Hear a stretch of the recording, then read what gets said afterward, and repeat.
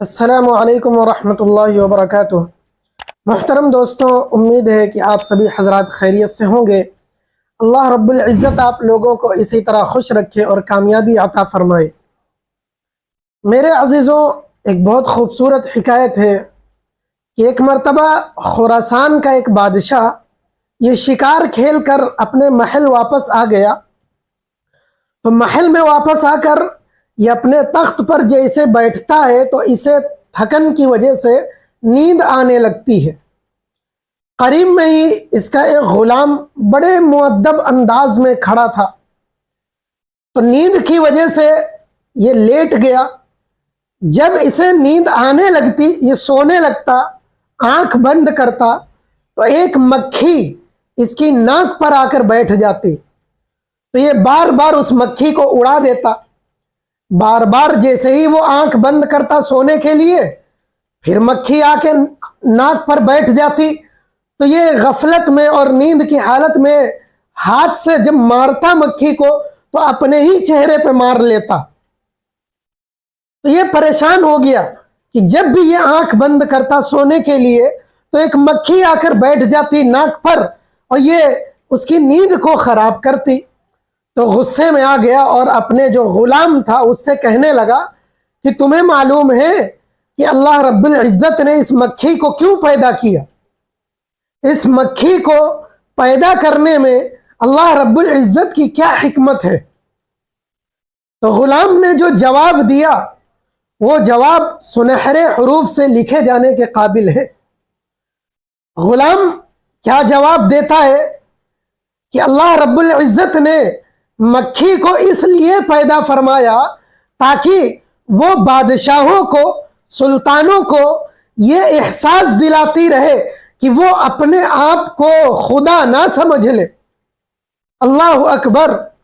اپنے آپ کو وہ خدا نہ سمجھ لے۔ یہ بادشاہ، یہ سلطان، یہ ایک مکھی کو قابو نہیں کر سکتے، ایک مکھی کو سنبھال نہیں سکتے، اس لیے یہ اپنے آپ کو کہیں خدا نہ سمجھ لے۔ تو بادشاہ سلامت کو اس غلام کی یہ حکمت بھری بات اتنی پسند آئی کہ اس کو فوراً آزاد کر دیا اور اپنا مشیر بنا لیا، اپنا خاص مشیر بنا لیا۔ تو میرے عزیزوں، واقعی ہم انسان یا جتنی بھی مخلوق ہے، اگر وہ کچھ کرنا چاہے اور اوپر والے کی مرضی نہیں ہے، خدا کی مرضی نہیں ہے، اللہ کی مرضی نہیں ہے، تو ساری کائنات مل جائے وہ ہو نہیں سکتا۔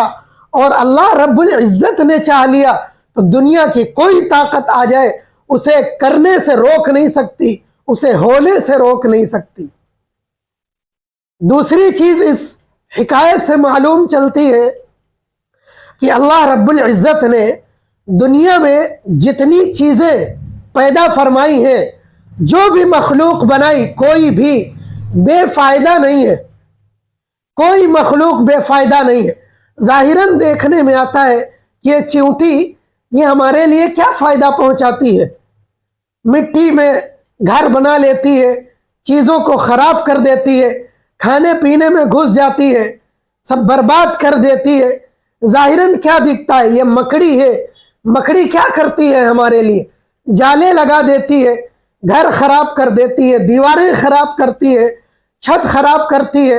ظاہر میں دیکھنے میں تو ایسا ہی لگتا ہے نا، لیکن یہی مکڑی اللہ کے رسول جب غار میں داخل ہوئے تو اسی مکڑی نے جالا لگایا۔